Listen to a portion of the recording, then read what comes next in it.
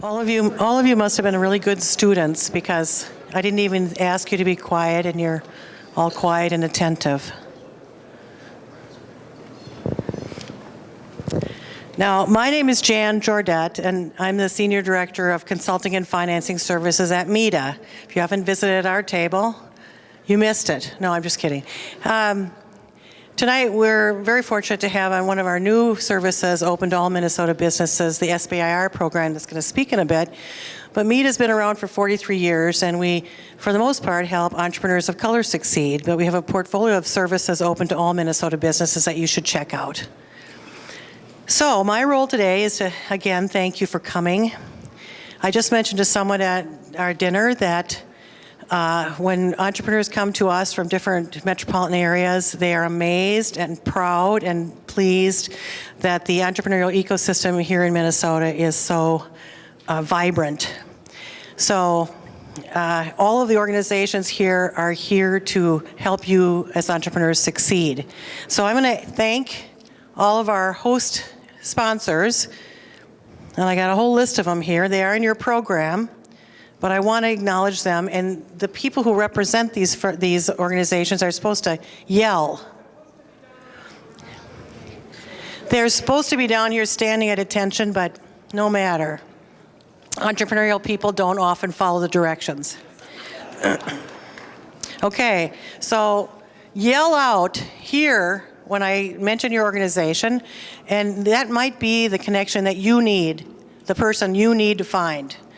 Arthur Ventures, good. Minnesota Emerging Software Advisory. Go for Angels. The Inventors Network. Mojo, Minnesota. MEDA, that's here. Minnesota Small, oh good, Pat. The Minnesota Small Business Development Centers. The Thai, Minnesota. There, you have to yell here. Okay. Life Science Alley. And here, okay. Women Venture. Excellent. Angel Pollination. Well, no problem. We'll wave to him. Minnesota High Tech Association. Ideagist.com. Excellent. Southwest Initiative Foundation. Well, no problem, but they are there for a resource. Southern Minnesota Initiative Foundation and the Northwest Minnesota Foundation. And are they? Agricultural Utilization Resource Institute. I have to learn about them. Excellent. Entrepreneur Fund. Minnesota Innovates. Excellent. That's okay. He follows direction. That's unusual for his gender.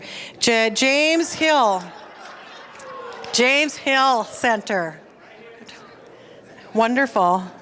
And the Network Connect. I mean, just imagine, as Lois said, 5 organizations a few years ago, and this interconnected network of people. Give yourselves a round of applause for supporting the entrepreneurial ecosystem.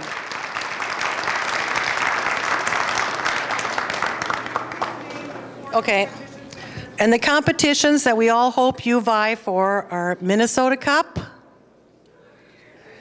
Inspired 2015 Innovation Expo, very good, Idea Competition. Okay, and Midwest Clean Tech Open. Well, again, vie for these competitions. Even when you come in second, you get so much exposure and so much resource and so much training that it's so, so valuable. Well, with that, I'm going to turn it over to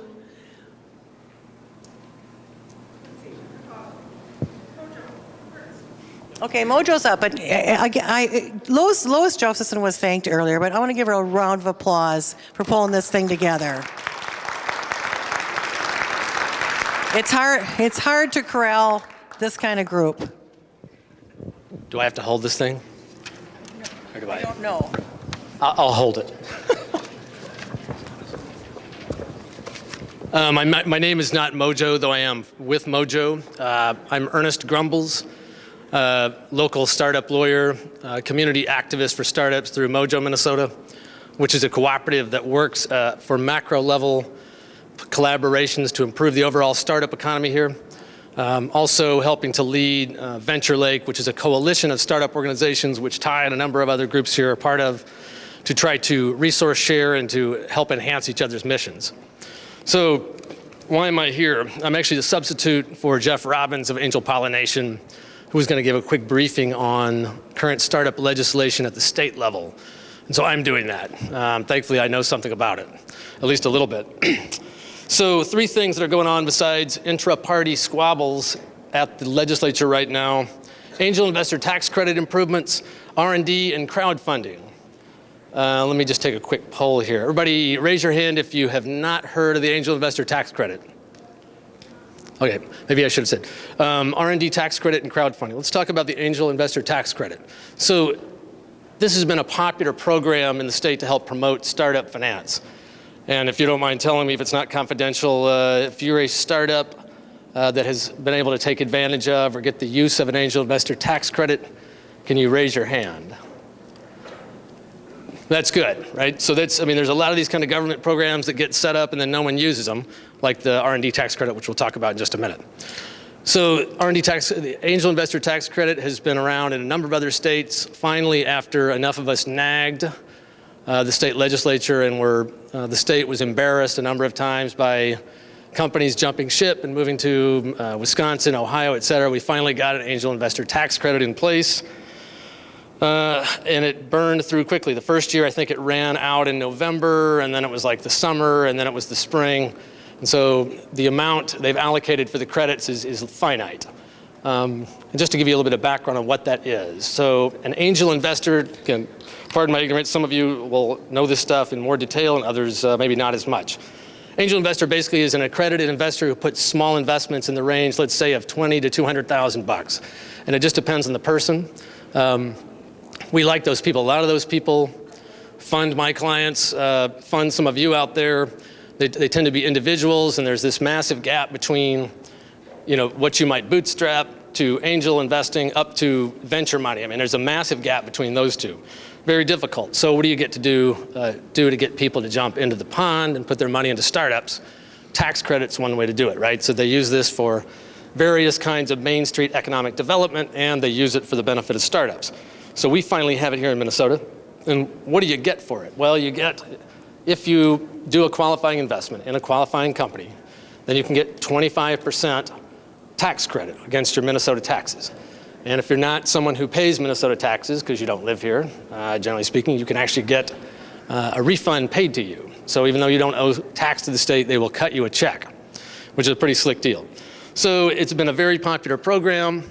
What are some of the controversies around it, right? Well, so, you've got some folks who don't like the idea of tax credit, that you're favoring the possessed, in favor, as opposed to the dispossessed who need the help, which is a legitimate concern. But not that much money goes into this thing, but, enough to make a difference. But in terms of other policy issues, the thing they look at, okay, where is the money going, right? So a lot of the money, you look where the population is, and a lot of the job-creating type businesses, they tend to cluster around big population areas, which happens to be here, right? So we have legislators, of course, wonderful ones all across the state, up to International Falls and over to Marshall, Minnesota, everywhere in between. They like the idea that this money and the opportunity and the growth is going to spread all over the state. So originally it was like, hey, here's the credits, use them. And they have been, and they were. And then some people said, hey, seems like a lot of this money is going to this part of the state. What about the other big part of greater Minnesota? We don't say outstate Minnesota anymore, right? It's greater Minnesota. And so they bifurcated this past year. Actually, it's starting this year. 50% has to go to greater Minnesota and or minority or women-owned businesses, and then the other half, the 7.5 million, goes to kind of like the general fund they had before. And that, of course, is meant to help promote access in those other areas. And so where are we on the numbers right now? Right? So we've got, this is as of, I guess, 2 weeks ago. So out of that general pool, 3.5 million has been used. So that's not very much of the year. We're like third week of February here. 1.7 million from the Greater Minnesota Women Minority-Owned Business. So there's actually a fair amount of money still left in that particular pool. All of that money, I think, will become unlocked. I'll put Dave Russick on the spot. It's September 1, right? Yep. So then all the money will be fair game for anybody. So if it's one of these things too. It's unfortunate because let's say you're trying to fund a startup and you happen to have closed a deal in the first 2 quarters of the year, tax credit. Unfortunately, if it happens late and the credits run out, so that's problematic, right? Popular. So what do people want to do, right? How do you address that? Without jimmying up the calendar, increase the amount of dollars, right? So that's one of the things. There's a couple things going on in the legislature. Bills, I'm not going to give you bill numbers right now, but here's what's being talked about. Basically to increase it to 18 million. Again, with a split, but now the general amount would be up to 9 million. So really the intent here is just to throw more dollars in there. The other one is this thing is set. You can have certain things like this that are set to auto die if they're not renewed, if they're not re-enabled, and other ones that will they will auto renew unless you kill them. And so right now the way this thing is set is it requires on certain periodic times you have to go back to the legislature. They have to re-enable it for it to keep going. They want to switch that so this thing just continues to go unless somebody pulls the plug on it, which of course is a lot better if you're in favor of the program. Makes it a lot easier to keep it happening. So my pithy commentary on this is I think the angel investor tax credit is great. I think it serves its purpose. I think when money moves, startups go into motion, and startups go into motion, jobs get created. And I think it's actually helped the economy, not just the pockets of certain investors. I think it's helped overall startup community, and I've seen it help my clients. So talk to your legislators, tell them yes, support the increase to 18 million, and set it to auto renew on its own. So let's turn to the R&D tax credit. Even my mouth is getting cotton mouth, so I'm going to glass of water. All right. The R&D tax credit. So this is the kind of thing that I find really troubling, problematic. I mean, this is a good thing. So, right, what is the R&D tax credit, right? So we've got a federal one and a state level one. And both of them serve similar purposes, which is to create tax credit incentives for people to increase the amount of money they are putting into research and development, right? And of course, who does a lot of that? Well, obviously big companies do. Exxon does that, IBM, 3M, et cetera. But small companies, think med tech companies, people have to do that kind of research. And a lot of times as you're going from year 1 in the startup to 2 to 3 to 4, a lot of times a lot of that research is coming later in the process. You're trying to launch here, and now you're starting to spend some real cash. And so they want to incentivize people to increase what they're trying to do. So how do they do that, right? So you get a federal credit or a state credit.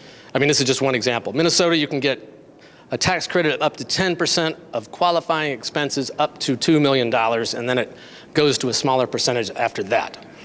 So this is one of these things that there's a lot of talk about it and not a lot of use of it. There's a guy locally in town here with the Black Line Group. It's always a perennial complaint of his. I mean, he's in the business of dealing with the R&D tax credit, but he also says, this stuff is sitting here. People are not tracking their expenses. They're not able to get the tax credit. And it's a shame. So it's money wasted, and startups can do it. So this I verified. Software development costs, the money you pay, you're going to cut a big check to 200 grand to a local shop here, a dev shop. That 200 grand will count, generally speaking, as research and development dollars for purposes of the R&D tax credit. We're not just talking about identifying some kind of unique physical properties of a nanoparticle or doing something like this. Software development dollars. And so I recommend talk to your accountants. A lot of them, frankly, are afraid to use it, but dig and find out, because it is a good thing, and it goes underutilized. Yes?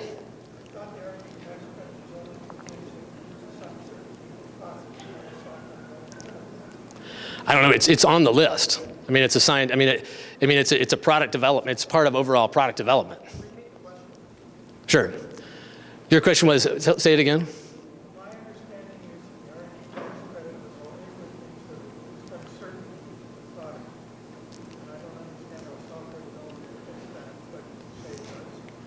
Well, thankfully, the accountants have found a way to shove it in there. Well, I'll say this. I mean, as someone who works with a lot of software startups, I see this on a daily basis where, the gap between the desire for something to work and how it actually ends up working actually does address a lot of the stuff you're talking about. I mean, they have to deal with that. Okay, so what is hot at the legislature right now, right? So one thing is right now it is not refundable. So we talked about, I mentioned the angel investor tax credit, that if you don't owe taxes in Minnesota, you can actually get a check cut. So that used to be the way with the R&D tax credit. Why does that matter? A lot of times startups aren't making any money yet, right? So there's a way to actually make that refundable. They took it away because it was costing the state too much money. And now there are efforts, House Bill 61, to put it back in there. The other thing too, and this is an incremental thing, but they're looking to increase the percentage over $2 million from 2.5% to 4%. And that's in HF1, the tax bill, GOP tax bill. So anyway, generally speaking, R&D tax credit hasn't cost the state a lot of money. It's a good thing. Tell your legislators, support the making it refundable and increasing the percentages. And I'm trying not to express my opinions on these things, but I'll continue to do so. Okay, last item, crowdfunding. Crowdfunding is one of these things like the weather that everybody talked about, nobody knew what to do about, right? So why is crowdfunding a big deal? Well, let's see, 2 seconds, go back to the Great Depression. You had a lot of speculative stock sales to random Main Street investors and grandmas and everything else who then lost their shirt and jumped out the window, et cetera. Terrible, and so the SEC, this is terrible. You know, the average people out there should not be buying stocks from random stock speculators. We got to do it through public markets, you know, where all this stuff gets put out there. And so in a relatively short period of time, maybe for the benefit of some and not to others, they eliminated an entire class of investors. Basically all the people, let's see, I haven't looked at the numbers recently, but I know if you make over $100,000 a year, you're already like in the top 5% of the country or something like that, maybe 120. So you're talking about eliminating most of the people in the country who could no longer invest in a private company. I don't mean like bootstrapping your own barbershop. I'm talking about somebody you know, officially, we all know what happens. They're not supposed to be doing it, selling stock in their private startup to other people. So, you know, of course you can go through the IPO process, right? We already have public markets. This is how startups have done it. You could go to the over-the-counter market. I mean, there's other ways to do it, but a lot of times they're not being used. And the lawyers, not me included, have made IPOs very expensive, and you can blame the SEC and other things for that. Okay, so crowdfunding, right. So what do they want to do? They want to say, really two problems they're trying to address, a couple different ones, right? So one is, we want to be able to sell to people publicly, right? I'm going to be able to tell you in an event like this, hey, I've got this startup that's got some windmill technology, and you can invest in my startup for $30 a share or whatever it would be. And you're not supposed to do public solicitations like that, especially a big no-no out to people who are not accredited. So that's one of the big SEC things. The other one is the accreditation requirement and who's allowed, who you can even bring into an enterprise. And it's a complex layering of federal and states, of blue sky laws at the state level and the federal laws, such that, I mean, I've looked at some of these things that, you know, even things I read a lot of what other lawyers write and blogs and things like this. A lot of times they're even afraid to touch a lot of this stuff. You know, the rules the SEC has about when and how you can sell and how many non-accredited investors you can have, et cetera, have become ridiculous. So, the Jobs Act, right? Here we go. The economy collapses. Finally, there's an opening. Let's go get something in place that will allow for crowdfunding like we all think of it, which is Joe Blow has a business and now wants to be able to sell to friends, family, and other random folks, not just accredited investors. Let's get the money into the startups. So, great, Jobs Act passes. Obama, it signs off, et cetera. Looks great. SEC is going to implement it. And they implement part of it. And I'll pick on Dave again. I think, Dave, the issue about you are allowed to do public solicitations now out to accredited investors. They sort of loosened the rules, I think, on some of that. Okay, fair enough. Yes? October 22nd of 2 years ago, they created a new private category called the 506C, Yep. which allows general solicitation, which means you don't have to have pre-existing relationships. You don't have to confirm suitability, and you can stand up at a conference like this and say, invest $30 in my business. But it's a specific exemption from public registration called the 506C, and it comes with some costs. The primary cost is you have to confirm the accreditation standard of 100% of the investment. So in most of your private placements today, you just have the investor sign a little box that says I'm accredited. In order to take advantage of the general solicitation, you actually have to have a third-party verification. There you go. That's it right there. But so that addressed just one of those issues.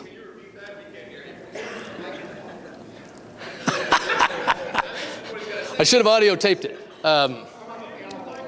Okay, he's going to mention it on the panel later. Basically, addressing the issue of when and how you can do a public solicitation and the onerous restrictions and requirements. Did everybody, you just heard the explanation the man gave about the layering of details and exemptions and 100% proof and all this kind of stuff.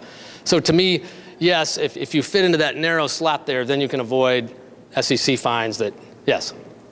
And because of the rules now, instead of that checkoff box in our no-brainers, we now require third-party verification of your status as an investor as a result of the covers. So what he said really, I can talk a lot louder. I apologize. I used my outside voice. So in order to take advantage of the general solicitation and to reduce the liabilities associated with potentially talking to folks that you didn't have a pre-existing business relationship with, the qualification standard of confirming accreditation is migrating from self-representation and self-warning to a verification standard where a broker-dealer, an RIA, a banker, or a third-party intermediary needs to sign off on the verification of the investment. One of the reasons that the general solicitation rule hasn't been adopted as quickly as many thought was that many attorneys see that as a barrier and a liability barrier. In the marketplace, there's been the emergence of lots of third-party companies that will carry the legal liability for the issuer for the verification of the investors. But that's getting down a rabbit hole that we can talk about that later. The Jobs Act, there's 2 additional provisions in it that are relevant. Yeah. Well, so the fun part of crowdfunding, right? So the fun part, that's, well, you can tell how much that simplified things from what he just described, right? So, Did he just say that the attorneys are involved? Is that what he said? I think he said they were trying to solve.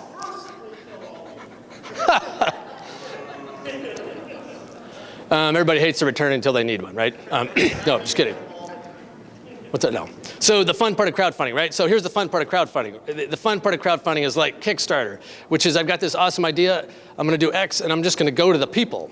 I'm going to go to the people, and I'm going to get the money to come pour in from the people who get what I'm trying to do, and that's how I'm going to raise my, 100, 200, 500,000 bucks. Actually, I did just read this kind of this was actually for contribution to research and development, doctor who developed a new kind of X-ray type process and couldn't get the National Institute of Health or anybody to cut him a check.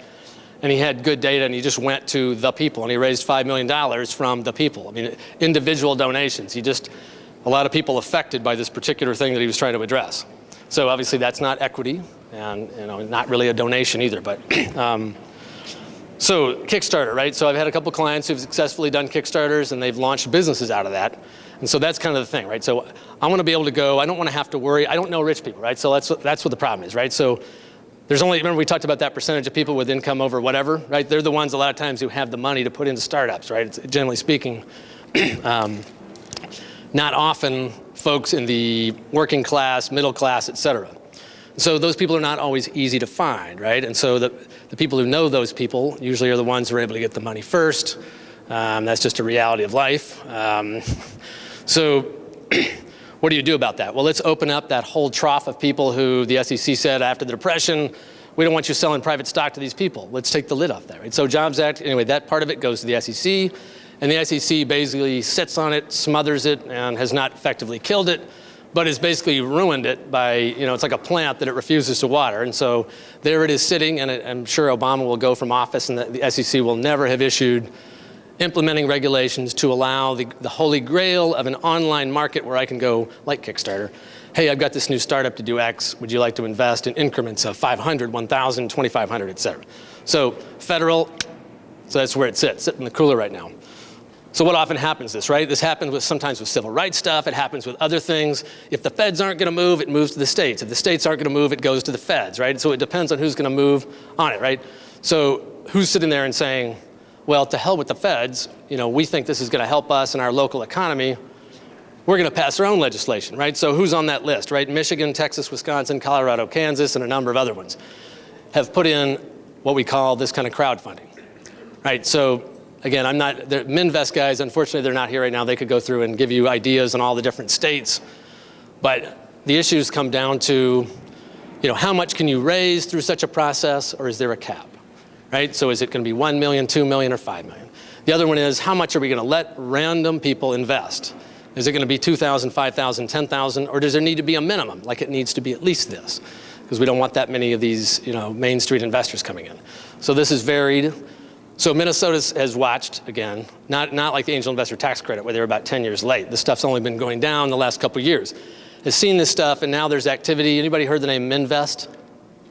Yeah, Minvest. So if you want to kind of keep up with the hot stuff that's going on this right now, we're working on the issues. We've got a lobbyist who's part of the Mojo group who's met directly with a number of the folks. Minvest guys are taking a good solid lead on that. And if you go to their Twitter feed at Minvest, you can follow what's going on with the bills, et cetera.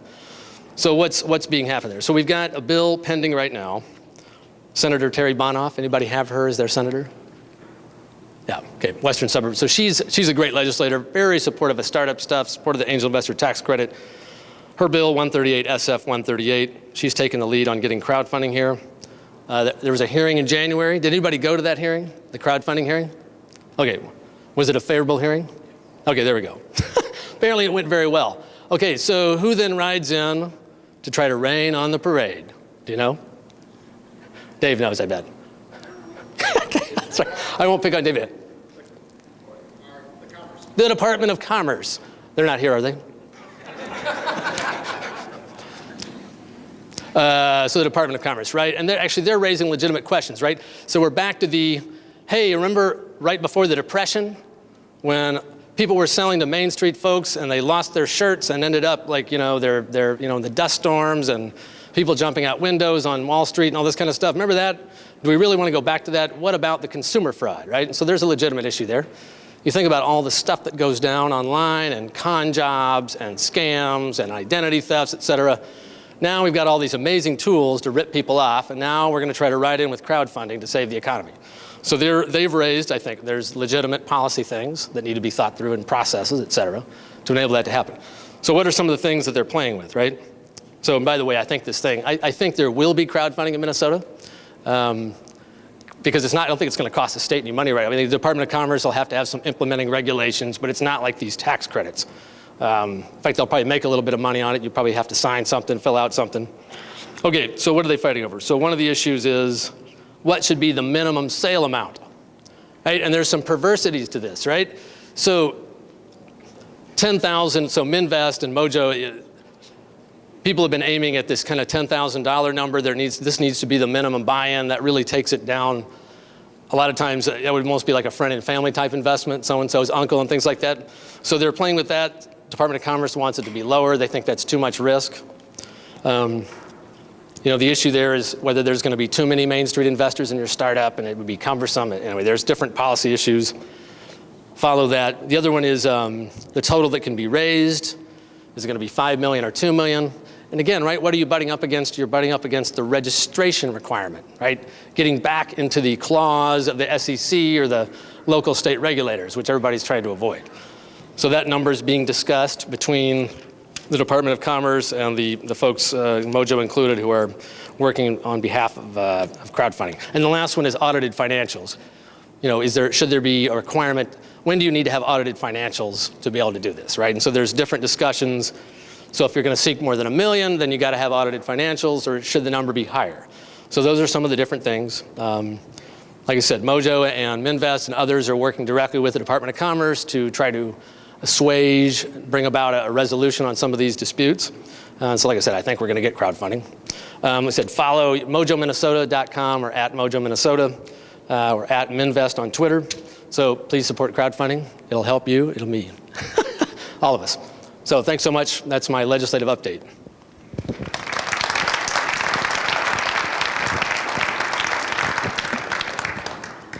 Lois was cutting me off, so I assume there's something happening. Yes, go ahead. Minvest.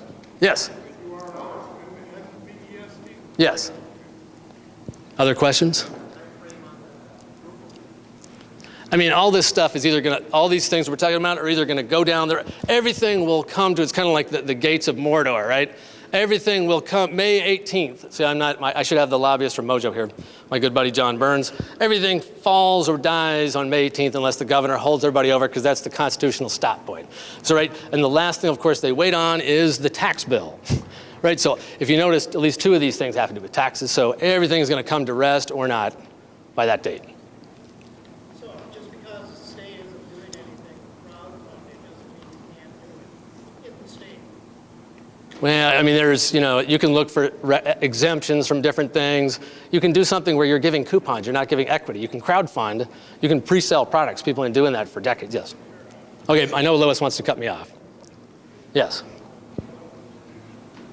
Lois, are you cutting me off? There we go. Thanks a lot. Good job.